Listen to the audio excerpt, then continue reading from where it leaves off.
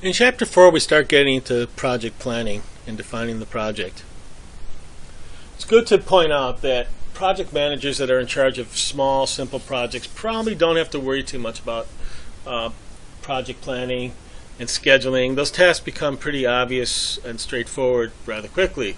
It's when you're doing a lot of projects or doing a big project where planning and defining what's going on with the project becomes even more important. So although you can suffer from analysis paralysis and planning instead of doing, some upfront planning as you're finding and working with your SIM project is pretty important.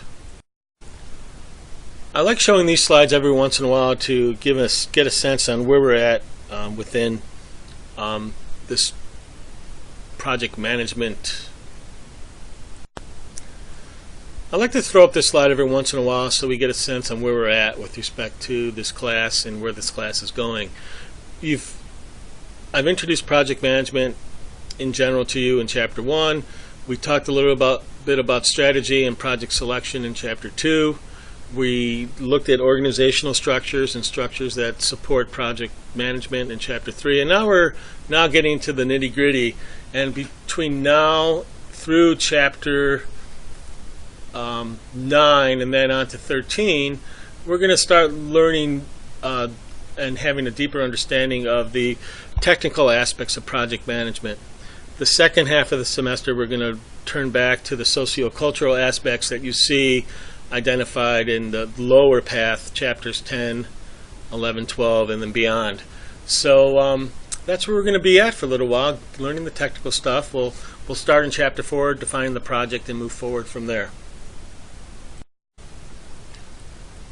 Defining the project is a fairly easy thing to describe. It may be more challenging to do in practice, but it starts out with defining the project scope. From there, we establish project priorities. After that, we can create a work breakdown structure. Then we can take that work breakdown structure and fit it within our organizational structure that we talked about in Chapter 3.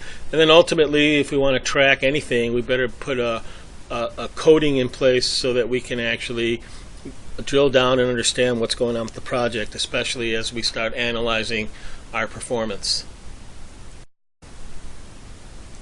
So in defining the project scope, we got to take a look at what is the mission of the project, who is it for, what are we delivering, and it needs to be something that is specific, tangible, and has measurable terms. And then ultimately we can create a project scope statement that clearly defines what we're going to deliver to our customer. It will tell us what it means to be successful in completing those goals. And it's the document, the scope statement is that document that the project owner and all the participants use as the planning tool for measuring project success. Better throw a few terms and definitions at you. Scope statements, those are also known as statements of work. Occasionally, project teams will actually have a project charter. It's the thing that authorizes the project manager to move forward and initiate and lead the project. And you'll hear a term many times in my lectures about scope creep. And scope creep is that tendency for the project scope to expand over time due to either changing requirements, changing specifications, or changing priorities of both the organization and or the customer. Once the project is defined, we can move to the next step of establishing the project priorities. Ultimately, we can't have everything. We can't have projects on time, on budget, and meet exactly our scope requirements. I mean, we can, but it's going to cost us probably something. Something's got to give. So there's a balance between budget, schedule, and performance. Just sometimes we'll use synonyms of cost, time, and scope, but what we mean are budget and cost are the same things, schedule and time are the same things, and performance and scope. And we're going to try and balance those three. Again, it's pretty hard to hit all three on the mark on every single project. In fact, you'll spend a lot of extra money to meet your schedule and your performance, and I think it'll be pretty obvious what we're talking about when I present the next slide. But ultimately, we have trade-offs, and so we have to get a read from the customer, from upper management, from whomever is responsible, and ultimately our customers, what of those three things, cost, time, and scope, can we constrain or we'll fix? What of those three things, if we had our ideal situation, could we enhance or optimize? And what of those three things are we willing to accept of either not meeting the requirement, not meeting the budget, going over budget, or maybe not meeting our schedule? So all three of those things come into play. Let's take a look at a couple of diagrams that represent this a little better. This diagram here is sometimes called the big Q, or ultimately it's the quality of your project. And if you think about the lines that connect cost and time, and cost and scope and time, what it allows you to do is show for a give and take. If you're going to fix time, you're going to either be close on cost and let scope go away, or close on scope and let cost go away, or be somewhere down the middle. I find trying to analyze projects and identify them within the quality triangle is being a bit challenging. So the next slide makes it a little easier to see. So on this side, we really actually have a project priority matrix. This is the project priority matrix that I mentioned, and that will be part of your case that's due next Monday. And this will pop up a lot in many of your cases, because it really lays the groundwork to let everyone on the project, everyone in management, everyone involved, where our priorities lie. So if you look at this example here, what we're going to do, we want to enhance time. Now, when we enhance time, we're talking about getting it done early. And I know that sounds obvious, but when I talk about some of these, they'll become less obvious. If we wanted to enhance performance, that means that we would give the customer more than what they wanted, or be able to find additional features that go beyond the scope. If we wanted to enhance cost, this is where it gets a little challenging. That means that we want to reduce the cost of our project and ultimately save money along the way. So looking across the board here, if the constraints are obvious. If we're going to constrain time, the project needs to be done within a certain amount of time. If we're going to constrain performance, the project needs to be done and meet a certain scope that can't be modified. And if we're going to constrain cost, it's a budget item that we cannot exceed. And then the accept is that compromise. So if we're willing to accept time, that means we're willing to accept the project to go over because we're more concerned about performance or cost. If we're willing to accept performance, that means we're going to allow the scope to drop. And that's because time and cost are more important to us. And if we're willing to accept cost, that means that we're going to let the price or the cost or our budget go over. So that is the typical project priority matrix. Yes, you can have enhance be in two of the categories, but the more you start constraining and putting constraints on the project, the more difficult it will be to achieve.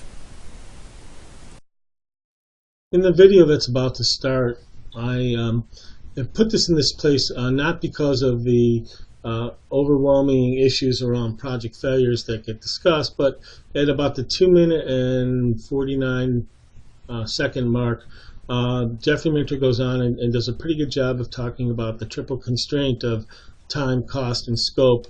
And I think it's worth looking at the video, at least to this point. Feel free to watch the whole thing.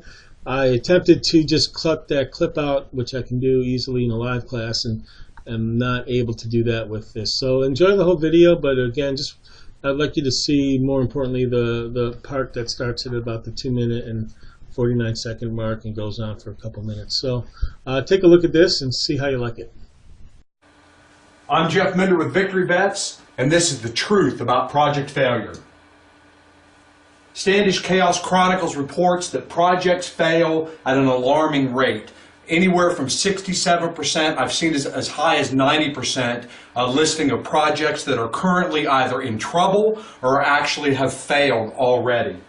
According to Standish Chaos Chronicles report, the primary causes of project failure are poor requirements definitions. That's 50% of the reasons that projects fail. The next area is inadequate risk management, followed by poor scope control, communication problems, and then the rest are mixed between lack of qualified resources and other. I am here to tell you that the reason projects fail, and that you can tie every one of these issues to, or these problems to, is lack of or poor communications between myself, us, the project managers, and our project teams. That's why projects are failing.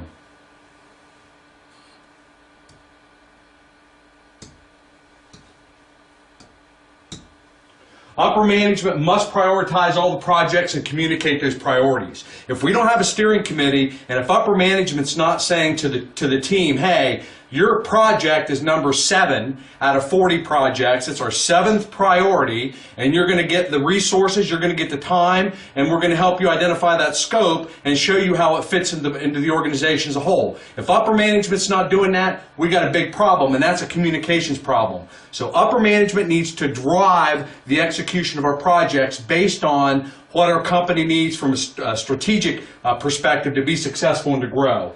We must manage to the triple constraint, to the time, to the scope, and to the cost of our projects. Scope is paramount.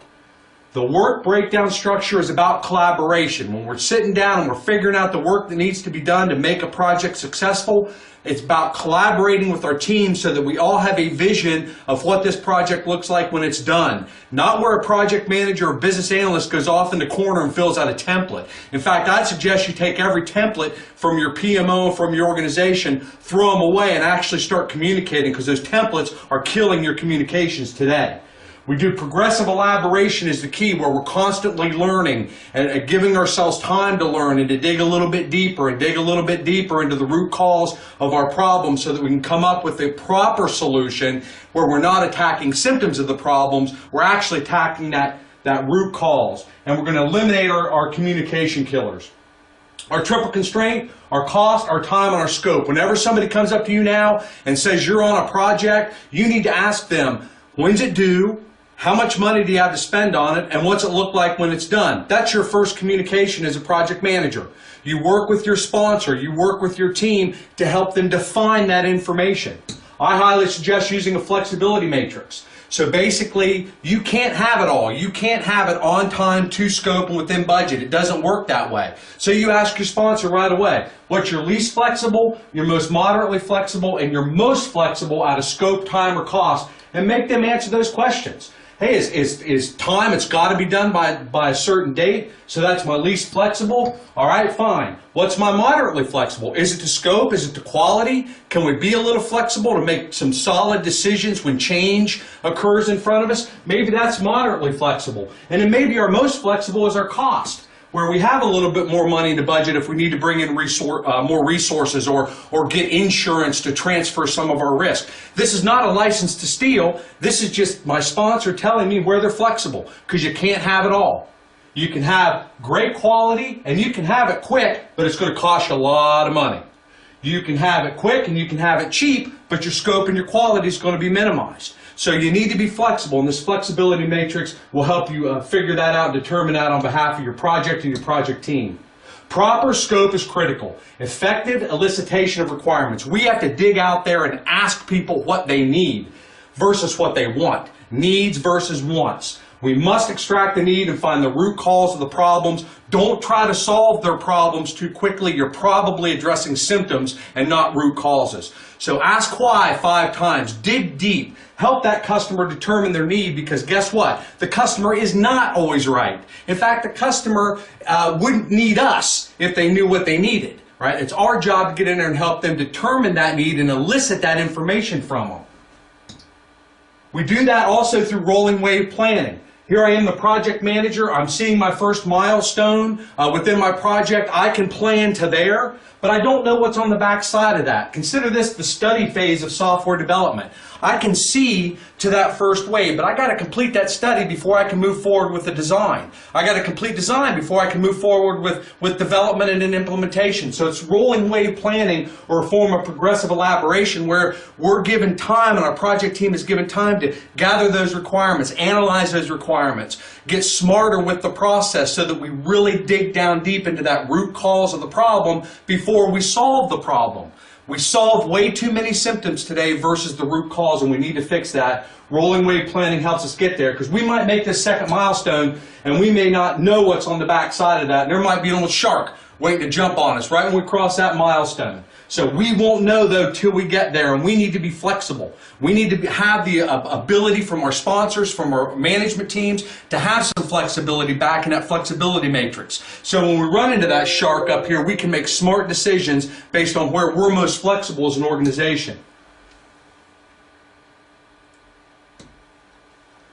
Communication killers. Core project team is too large. That's a big killer to our projects. Weak or untrained project managers. How many of you guys have a project manager that just doesn't know how to lead, doesn't inspire you, tends to waste your time in meetings and call you to meetings you don't need to attend? We need to fix that. Hidden agendas from our project team members, from our functional managers who may want that project to fail, where we're trying to manage our empires versus manage what's best for our business. Poor progression on project processes. We never seem to move forward. We never seem to get one phase done so that we can move to the next. We're constantly meeting on the same thing over and over and over. Those are big communication killers. No one wants to attend those meetings. Templates are a big communication killer. No sponsor, that wrong sponsor. I use the MAN acronym: money, authority, and need. If my sponsor doesn't have the money, doesn't have the authority to hire and fire and sign checks for the business, and doesn't have the need for this project, I got the wrong sponsor. And I need a strong sponsor to be successful with my projects. And bad change control and scope creep are also communication killers. Now, relative to your size of your meetings, here's